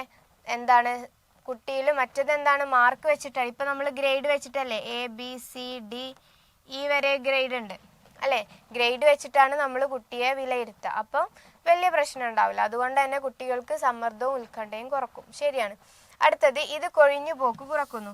പണ്ട് എന്താണ് 5 മാർക്ക് ബേസ് ആകുമ്പോൾ 5 മാർക്കിന് താഴെ കിട്ടിയ കുട്ടികളൊക്കെ എന്ത് ചെയ്യും, എനിക്കിനി പഠിക്കാനാവില്ല എന്ന് പറഞ്ഞിട്ട് കൊഴിഞ്ഞു പോകും. നേരെ മറിച്ച് ഇപ്പം ഡിഗ്രേഡ് ആണെങ്കിലും കുട്ടിക്ക് അറിയില്ല ഇത്ര മാർക്കിൻ്റെ അടിയിലാണ് എന്നുള്ള കാര്യം. അപ്പം എന്താണ്, കൊഴിഞ്ഞു പോക്ക് കുറക്കുന്നു. കുട്ടികളുടെ ആത്മവിശ്വാസം വർദ്ധിക്കാനും ഈ ഗ്രേഡിംഗ് രീതി സഹായിക്കുന്നുണ്ട്. അടുത്തത് സി, ഇത് എഴുത്ത് പരീക്ഷയ്ക്ക് കൂടുതൽ ഊന്നൽ നൽകുന്നു. ഓപ്ഷൻ ഡി, ഇത് സമഗ്ര വികസനത്തിന് ഊന്നൽ നൽകുന്നു. സോ ഉൾപ്പെടാത്തതായിരുന്നു ചോദ്യം. ഏതാണ്? ഇത് എഴുത്ത് പരീക്ഷയ്ക്ക് കൂടുതൽ ഊന്നൽ നൽകുന്നു. കണ്ടിന്യൂസ് ആൻഡ് കോംപ്രിഹെൻസീവ് ആണ്. നമ്മൾ കണ്ടിന്യൂസ് ആയിട്ട് കുട്ടി എങ്ങനെ എഴുതിച്ചിട്ടാണോ ചെയ്യുന്നത്? അല്ല, നമ്മൾ ക്ലാസ്സിലുള്ള മറ്റ് ആക്ടിവിറ്റികളൊക്കെ ബേസിലാണ് ഇവാലുവേഷൻ വിലയിരുത്തൽ നടത്തുന്നത്. സോ ഇതെന്താണ്, എഴുത്ത് പരീക്ഷയ്ക്ക് കൂടുതൽ പ്രാധാന്യമൊന്നും കൊടുക്കുന്നില്ല. ഓക്കെ, അടുത്ത ചോദ്യമാണ്. സുമ ആദ്യമായി ക്ലാസ് മുറിയിൽ ഒരു അവതരണം നടത്തിയപ്പോൾ ചില വിദ്യാർത്ഥികൾ അവളെ നോക്കി ചിരിച്ചു. അവൾക്ക് ലജ്ജയും വിഷമവും തോന്നി. അതിനുശേഷം സുമക്ക് എന്തെങ്കിലും അവതരണങ്ങൾ നടത്താൻ ഭയമായിരുന്നു. ഇത് ഏതിനുള്ള ഉദാഹരണമാണ് എന്നാണ് ചോദ്യം. ഒരു വെറൈറ്റി ചോദ്യമാണ് കേട്ടോ, ഇതുവരെ ചോദിച്ചു വന്നിട്ടില്ലാത്ത ടൈപ്പ് ചോദ്യമാണ്. സോ ഓപ്ഷൻ എ പ്രവർത്തനാനുബന്ധനം, ഓപ്ഷൻ ബി പൗരാണികാനുബന്ധനം, ഓപ്ഷൻ സി നിരീക്ഷണ പഠനം, ഓപ്ഷൻ ഡി ഉൾക്കാഴ്ച. സോ പഠിച്ച ഒരാളാണെങ്കിൽ ഉൾക്കാഴ്ച അല്ല എന്നുള്ള കാര്യം ഉറപ്പാണ് അല്ലേ? ഉൾക്കാഴ്ച എന്ന് പറഞ്ഞിട്ടുണ്ടെങ്കിൽ നമുക്ക് പെട്ടെന്ന് ഒരു കാര്യത്തിൻ്റെ സൊല്യൂഷൻ അങ്ങ് പെട്ടെന്ന് ഉദിച്ചു വരിക, അതാണ് ഉൾക്കാഴ്ച. നിരീക്ഷണ പഠനം എന്ന് പറഞ്ഞാൽ എന്താ? ഒബ്സർവേഷണൽ ലേണിംഗ്, ഒരാളെ നിരീക്ഷിച്ചുകൊണ്ട് പഠിക്കുക, അതല്ല എന്നും അറിയാം. പിന്നെ പറഞ്ഞാണ് പൗരാണികാനുബന്ധനാണോ പ്രവർത്തനാനുബന്ധനാണോ എന്നുള്ളൊരു സംശയം. സോ ഇവിടെ കറക്റ്റ് ആൻസർ വരുന്നത് പൗരാണികാനുബന്ധനാണ്. ഓക്കെ, കാരണം എന്താ വെച്ചിട്ടുണ്ടെങ്കിൽ ക്ലാസിക്കൽ കണ്ടീഷനിങ് എന്ന് പറഞ്ഞിട്ടുണ്ടെങ്കിൽ എന്താ, ഇത്തരത്തിലൊരു സന്ദർഭം വരുമ്പം പിന്നീട് അതായത് നമുക്ക് നെഗറ്റീവായി, ഇവിടെ ഇപ്പം നെഗറ്റീവായിട്ടുള്ളൊരു സന്ദർഭം വന്നപ്പം പിന്നീട് സെയിം സന്ദർഭം വരുമ്പം നമ്മൾ അങ്ങനെ തന്നെ ആയിരിക്കും അതിനോട് റിയാക്ട് ചെയ്യാം. ഓക്കെ, അതാണ് ക്ലാസിക്കൽ കണ്ടീഷനിങ്. ഇനി നേരെ മറിച്ച് ഓപ്പറന്റ് കണ്ടീഷനിങ് ആണെങ്കിലോ, ഓപ്പറന്റ് കണ്ടീഷനിങ് എന്ന് പറഞ്ഞിട്ടുണ്ടെങ്കിൽ എന്താണ്, പരിശീലനത്തിലൂടെ സ്വഭാവ രൂപീകരണം നടത്താം. ഓക്കെ, ഓപ്പറേഷണൽ കണ്ടീഷനിങ് എന്ന് പറഞ്ഞിട്ടുണ്ടെങ്കിൽ ഓപ്പറന്റ് കണ്ടീഷനിങ് എന്ന് പറഞ്ഞിട്ടുണ്ടെങ്കിൽ എന്താണ്, കുറേ പരിശീലനങ്ങൾ കൊടുത്തിട്ട് ആ ഒരു സ്വഭാവം അയാളിൽ രൂപീകരിക്കുക, അതാണ് ഓപ്പറന്റ്. മറ്റേത് പറഞ്ഞിട്ടുണ്ടെങ്കിൽ നേരെ ഓപ്പോസിറ്റ് ആണ്. ഒരു സന്ദർഭം വരുമ്പം പിന്നീട് ആ സന്ദർഭം വരുമ്പോൾ എന്ത് ചെയ്യാം, ഇവിടെ ഇപ്പം നെഗറ്റീവ് ആയതുകൊണ്ടാണ് അയാൾ ഉൾവഴിഞ്ഞു പോയത്, അത്തരത്തിൽ വരുന്നതാണ് ഏത്, നമ്മുടെ ക്ലാസിക്കൽ കണ്ടീഷനിങ്. ഓക്കെ, സോ മാറിപ്പോകരുത് കേട്ടോ. അടുത്തത്, അമൂർത്തമായ ആശയങ്ങൾ ഉൾക്കൊള്ളുവാൻ കമലയ്ക്ക് കഴിവുണ്ട്. അവൾക്ക് യുക്തിസഹമായ ന്യായവാദത്തിനും കഴിവുണ്ട്. പിയാഷെയുടെ വൈജ്ഞാനിക വികസന സിദ്ധാന്ത പ്രകാരം കമല ഉൾക്കൊള്ളുന്ന സ്റ്റേജ് ഏതാണ് എന്നാണ് ചോദ്യം. So Kamala is capable of grasping abstract ideas. എല്ലാ കാര്യങ്ങളും നന്നായിട്ട് ഗ്രാസ്പ് ചെയ്യാൻ കഴിയും. She has the capacity for logical reasoning also. According to Piaget's cognitive development theory, Kamala belongs to ഇന്ദ്രിയ ചാലകഘട്ടം, പ്രാഗ് മനോവ്യാപാര ഘട്ടം, ഔപചാരിക മനോവ്യാപാര ഘട്ടം, മൂർത്ത മനോവ്യാപാര ഘട്ടം. സോ നേരത്തെ ഞാൻ പറഞ്ഞു, ബ്രൂണറും പിയാഷെയും നല്ല ഇഷ്ടപ്പെട്ട ടോപ്പിക്കാണ് കേട്ടറ്റിന്. ഇവരില്ലാണ്ട് ഒരു കേട്ടറ്റ് പേപ്പറും ഇതുവരെ വന്നിട്ടില്ല. ഓക്കെ, അവരുടെ സ്റ്റേജസും അതിൽ വരുന്ന എക്സാമ്പിൾസും ഒക്കെ ഇമ്പോർട്ടൻ്റ് ആണ്. സോ ഇവിടെ കറക്റ്റ് ആൻസർ വരുന്നത് ഏതാണ്, ഔപചാരിക മനോവ്യാപാര ഘട്ടം. കുട്ടി നല്ല ഡെവലപ്ഡ് സ്റ്റേജിലല്ലേ, ഒരാൾ പറയുന്ന കാര്യം മനസ്സിലാക്കാൻ കഴിയും, ലോജിക്കൽ റീസണിങ്, ചിന്തിച്ചുകൊണ്ട് ഒരു കാര്യത്തിന് പരിഹാരം കാണാൻ കഴിയും. അത്തരത്തിലൊക്കെ വരുന്നത് ഏതാണ്, ഫോർമൽ ഓപ്പറേഷണൽ സ്റ്റേജിലാണ്. അടുത്ത ചോദ്യം, ക്ലാസ് മുറിയിൽ വിദ്യാർത്ഥികൾ നൽകിയ ഒരു പ്രശ്നത്തിന് പലതവണ ശ്രമിച്ചിട്ടും വരുണിന് പരിഹാരം കണ്ടെത്താൻ കഴിഞ്ഞില്ല. എന്നാൽ ഒരു ദിവസം പൂന്തോട്ടത്തിലൂടെ നടക്കുമ്പോൾ അയാൾക്ക് പെട്ടെന്ന് പരിഹാരം കിട്ടി. ഇത് ഏതിനുള്ള ഉദാഹരണമാണ്? ഇതിപ്പോൾ നേരത്തെ ഞാനൊരു ഓപ്ഷൻ പറഞ്ഞപ്പം വിശദീകരിച്ചിട്ടുള്ള കാര്യം തന്നെയാണ്. കറക്റ്റ് ആൻസർ വരുന്നത് ഏതാണ്, ഉൾക്കാഴ്ച, ഇൻസൈറ്റ്. അതായത് നമുക്ക് മുന്നേ വന്നിട്ടുള്ള ഒരു പ്രശ്നത്തിന് പിന്നീട് എന്ത് ചെയ്യുക, അല്ലെങ്കിൽ ഒരു പ്രശ്നം വരാം, ആ പ്രശ്നം വരുമ്പോൾ അപ്പം നമുക്ക് കിട്ടിയെന്ന് വരില്ല, പക്ഷേ പിന്നെ ഇങ്ങനെ ആലോചിക്കുമ്പോൾ നമുക്ക് പെട്ടെന്ന് അതിൻ്റെ ഉത്തരം അങ്ങോട്ട് കിട്ടാം. ഓക്കെ, അതാണ് ഉൾക്കാഴ്ച അല്ലെങ്കിൽ ഇൻസൈറ്റ് എന്ന് പറഞ്ഞിട്ടുണ്ടെങ്കിൽ. ഇനി ബാക്കി നോക്കാം. ആത്മപരിശോധന, ഇൻട്രോസ്പെക്ഷൻ മെത്തേഡ് എന്ന് പറഞ്ഞിട്ടുണ്ടെങ്കിൽ എന്താ, ആത്മത്തെ പരിശോധിക്കുക. ആത്മ എന്ന് പറഞ്ഞാൽ സ്വന്തത്തെ നമ്മൾ പരിശോധിച്ചിട്ട് നമ്മുടെ ശരിയും തെറ്റും ഒക്കെ നമ്മൾ മനസ്സിലാക്കുന്നതാണ് ഇൻട്രോസ്പെക്ഷൻ മെത്തേഡ്. ഇപ്പം പഠനത്തിൻ്റെ കാര്യത്തിലാണെങ്കിൽ ഞാൻ എത്രത്തോളം പഠിച്ചിട്ടുണ്ട്, ഇനി ഏതൊക്കെ എനിക്ക് റിവൈസ് ചെയ്ത് പഠിക്കണം, പിന്നെന്താ ഇനി ഏതൊക്കെ ടോപ്പിക്ക് ഞാൻ ഒഴിവാക്കിയിട്ടുണ്ട് എന്നൊക്കെ പറഞ്ഞിട്ട് നോക്കുന്നതാണ് ഇൻട്രോസ്പെക്ഷൻ അല്ലെങ്കിൽ ആത്മപരിശോധന രീതി. പിന്നെ സാമൂഹിക പഠനം എന്ന് പറഞ്ഞാൽ സമൂഹത്തിലോട്ട് ഇറങ്ങിക്കൊണ്ടിട്ട് പഠിക്കുക. നമ്മുടെ സംഘപഠനം, പിയർ ഗ്രൂപ്പ് ലേണിംഗ്, സഹകരണാത്മക പഠനമൊക്കെ സാമൂഹിക പഠനത്തിൽ വരും. പിന്നെ വരുന്നതാണ് മസ്തിഷ്ക കോദ്ദീപനം അല്ലെങ്കിൽ ബ്രെയിൻ സ്ട്രോമിങ്. എന്ന് പറഞ്ഞാൽ നമ്മൾ സാധാരണ ക്ലാസ്സിൽ പ്രാവർത്തികമാക്കുന്നത്, ഒരു ടീച്ചർ പ്രാവർത്തികമാക്കേണ്ടതാണെന്ന് പറയും. അതായത് ക്ലാസ്സിലൊരു ക്വസ്റ്റ്യൻ ചോദിക്കുക, അപ്പം നമുക്ക് കുറേ ഉത്തരങ്ങൾ കിട്ടുമല്ലോ.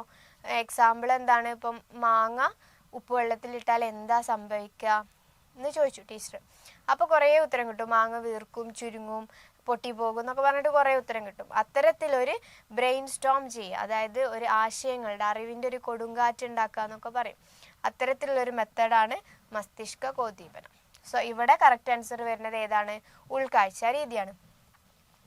അടുത്ത ചോദ്യം, താഴെ പറയുന്നവയിൽ ഏതാണ് മനുഷ്യ വികസനത്തിൻ്റെ പ്രസവ പൂർവഘട്ടത്തിൽ ഉൾപ്പെടാത്തത്? ഓക്കെ, അതായത് പ്രീനേറ്റൽ സ്റ്റേജിൽ പെടാത്തതാണ് കേട്ടോ ചോദിച്ചത്. ഡസ് നോട്ട് ആണ് ചോദിച്ചിട്ടുള്ളത്. ഓക്കെ, സോ 1 ഭ്രൂണാവസ്ഥ ഘട്ടം, 2 നവജാത ഘട്ടം, സി ബീജാങ്കുരണ ഘട്ടം, ഡി ഗർഭാവസ്ഥ ഘട്ടം. സോ നമുക്കറിയാം നവജാത ഘട്ടമാണ്. നവജാത ഘട്ടം എന്ന് പറഞ്ഞിട്ടുണ്ടെങ്കിൽ ആഫ്റ്റർ ബർത്ത് അല്ലേ വരിക, നവജാത ശിശു എന്നൊക്കെ പറഞ്ഞിട്ടുണ്ടെങ്കിൽ. ബാക്കിയുള്ളതൊക്കെ എന്താ, ബീജഘട്ടാണെങ്കിലും ഭ്രൂണാവസ്ഥയാണെങ്കിലും ഗർഭാവസ്ഥ ഘട്ടമൊക്കെ ആണെങ്കിലും എന്താണ്, പ്രീനേറ്റലാണ്, ജനിക്കുന്നതിൻ്റെ മുൻപുള്ള ഘട്ടമാണ്. അടുത്ത ചോദ്യം, കുട്ടികൾ നിരങ്ങി നീങ്ങുന്നതിന് മുമ്പ് ഇഴയുന്നു, നടക്കുന്നതിന് മുമ്പ് നിൽക്കുന്നു, സംസാരിക്കുന്നതിന് മുമ്പ് കളകളാരവം പുറപ്പെടുവിക്കുന്നു. ഇവ താഴെ പറയുന്നവയിൽ ഏതിൽ ഉൾപ്പെടുത്താം?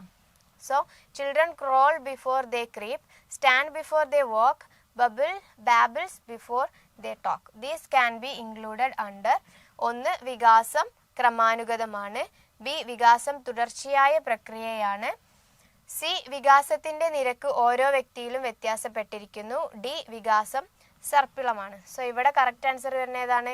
ക്രമാനുഗതമാണ് അല്ലേ. അതിൻ്റെ ആ ക്രമമാണ് പറഞ്ഞത്. എന്താ, നടക്കുന്നതിൻ്റെ മുന്നേ നിൽക്കുന്നു, കളകളാരവം ഉണ്ടാക്കുന്നു, സംസാരിക്കുന്നതിന് മുന്നേ. സോ അതെന്താണ്? ക്രമാനുഗതമാണ്. അടുത്തത്, കുട്ടികളിലെ വ്യതിരിക്ത ചിന്ത പ്രോത്സാഹിപ്പിക്കുന്നതിന് താഴെ കൊടുത്തിരിക്കുന്ന ഏതെല്ലാം ചോദ്യങ്ങൾ സഹായിക്കും? സോ 1 ആവിർഭവിച്ചു വളരുന്ന, അതായത് കുട്ടികളിൽ വ്യത്യസ്തമായിട്ട് ചിന്തിക്കാനാണ് കേട്ടോ. ഒന്നാമത്തെ ചോദ്യം ആവിർഭവിച്ചു വരുന്ന ഊർജ സ്രോതസ്സുകളെ കുറിച്ച് ചർച്ച ചെയ്യാൻ പറഞ്ഞു. രണ്ടാമത്തത് ഇന്ത്യ ഒരു വൻ ശക്തിയുള്ള രാഷ്ട്രമായി മാറിയാൽ ലോകത്തിൻ്റെ ഗതി എന്തായിരിക്കും എന്ന് ചോദിച്ചു. മൂന്നാമത്തത് പ്രശ്ന നിർദ്ധാരണത്തിലെ പ്രധാന ഘടകങ്ങൾ ഏവാന്ന് ചോദിച്ചു. നാലാമത്തത് ഇത് വ്യത്യസ്തമായി എങ്ങനെയൊക്കെ ചെയ്യാം. ഓക്കെ, അപ്പോൾ ഇതിൽ തന്നിരിക്കുന്നവയിൽ ശരിയായത് ഏതാണെന്നാണ് ചോദിച്ചിട്ടുള്ളത്. കറക്റ്റ് ആൻസർ വരുന്നത് ഏതാ? 1, 2, 4. ഓക്കെ, നമുക്ക് ഒന്നുകൂടി നോക്കാം. 1, 2, 4 എന്തായിരുന്നു? ആവിർഭവിച്ചു വരുന്ന ഊർജ്ജ സ്രോതസ്സുകളെ കുറിച്ച് ചർച്ച ചെയ്യുക എന്ന് പറഞ്ഞു. ഓക്കെ, അപ്പം എന്താണ്, നേരത്തെ ചോദ്യത്തിൽ തന്നിട്ടുണ്ട് എന്താണ്, കുട്ടികളുടെ വ്യതിരിക്ത, അതായത് തിരിഞ്ഞു ചിന്തിക്കാൻ, അതായത് എന്താ പറയുക, വളഞ്ഞു പൊളഞ്ഞു ചിന്തിക്കാനുള്ള കഴിവിനെ പ്രോത്സാഹിപ്പിക്കുന്ന സാഹചര്യങ്ങൾ അല്ലെങ്കിൽ ചോദ്യങ്ങൾ എന്താണെന്നാണ് ക്വസ്റ്റ്യൻ. സോ സ്വാഭാവികമായിട്ടും ആദ്യത്തത് discuss about emerging sources of power, ഏതൊക്കെയാണ് ആവിർഭവിച്ചു വരുന്നത് എന്ന് ചോദിക്കാം. രണ്ടാമത്തത് ഇന്ത്യ ഒരു വൻ ശക്തിയായി, ഇപ്പോൾ അമേരിക്കയൊക്കെ പോലെ ഒരു വൻ ശക്തിയായിട്ട് മാറിയാൽ എന്തായിരിക്കും അവസ്ഥ എന്ന് ചോദിക്കാം. പിന്നെന്താണ്, ഇത് വ്യത്യസ്തമായി എങ്ങനെയൊക്കെ ചെയ്യാം എന്നുള്ള ചോദ്യം. ഇപ്പം ഒരു ക്ലേ കൊണ്ടുവന്നു, ഈ ക്ലേനെ വ്യത്യസ്തമായിട്ട് എന്തൊക്കെ ചെയ്യാം എന്ന് ടീച്ചർ ചോദിച്ചാൽ കുട്ടിയുടെ ചിന്ത പല ഭാഗങ്ങളിലൂടെ പോകില്ലേ. അത് 3 കറക്റ്റ് ആൻസർ വരിക. നേരെ മറിച്ച് പ്രശ്ന നിർദ്ധാരണത്തിലെ പ്രധാനപ്പെട്ട ഘടകങ്ങൾ ഏവാന്ന് ചോദിക്കുമ്പോൾ അത് പഠിച്ചിട്ടുള്ള ഏത് കുട്ടിക്കും പറയാം അല്ലേ. സോ വ്യതിരിക്തമായിട്ട് അല്ലെങ്കിൽ വ്യത്യസ്തമായിട്ട് ചിന്തിക്കാൻ കഴിയുന്ന ക്വസ്റ്റ്യൻസ് ഇത് 3. അതുകൊണ്ടാണ് അത് ആൻസർ ആയിട്ട് വന്നിട്ടുള്ളത്. ഓക്കെ, സോ ഇത്രയും ക്വസ്റ്റ്യൻസ് ആണ് നമുക്ക് സെപ്റ്റംബർ 2023 സർവീസിലുള്ളവർക്കും വേണ്ടിയിട്ട് ചോദിച്ചിട്ടുള്ളത്. സോ നമുക്ക് നോക്കിയാൽ അറിയാം കുറച്ച് വ്യത്യസ്തമായിട്ടുള്ള ക്വസ്റ്റ്യൻസ് വന്നിട്ടുണ്ട് അല്ലേ. ഫെമിനിസം എന്നുള്ള ടോപ്പിക്കൊക്കെ പുതുതായിട്ട് വന്നിട്ടുള്ളതാണ്. അതായത് നമ്മളുടെ കരിക്കുലം സിലബസിലാണെന്നുണ്ടെങ്കിൽ ജെൻഡർ ഡിസ്ക്രിമിനേഷനും ജെൻഡർ ബയാസും ഒക്കെയാണ് ഇതുവരെ ചോദിച്ചു വന്നിട്ടുള്ളത്. പക്ഷെ അതിന്ന് ഒന്നുകൂടി ഡീപ്പായിട്ടാണ് ഫെമിനിസം എന്നുള്ള ടോപ്പിക്ക് ചോദിച്ചത്. അപ്പം എന്ത് ചെയ്യുക, നന്നായിട്ട് പേപ്പർ ആണെങ്കിലും അല്ലെങ്കിൽ ഇപ്പോഴും നടക്കുന്ന കാര്യങ്ങളൊക്കെ നന്നായിട്ട് നോക്കി വെക്കുക. പിന്നെ നമ്മളുടെ അപ്ലിക്കേഷണൽ ലെവൽ ക്വസ്റ്റ്യൻസ് അത് വരുമ്പം നമ്മളാണ് ആ സ്ഥാനത്ത് ആയിരുന്നെങ്കിൽ അല്ലെങ്കിൽ ഇത്തരത്തിലൊരു ഉദാഹരണം വെച്ചിട്ട് കണക്ട് ചെയ്തിട്ടൊക്കെ ഒന്ന് നോക്കിയിട്ട് ലോജിക്കലി എന്ത് ചെയ്യുക, ആൻസർ ചെയ്താൽ. ഓക്കെ, സോ ഡൗട്ട്സ് ഒന്നും ഇല്ലയെന്ന് വിചാരിക്കുന്നു. Thank you all.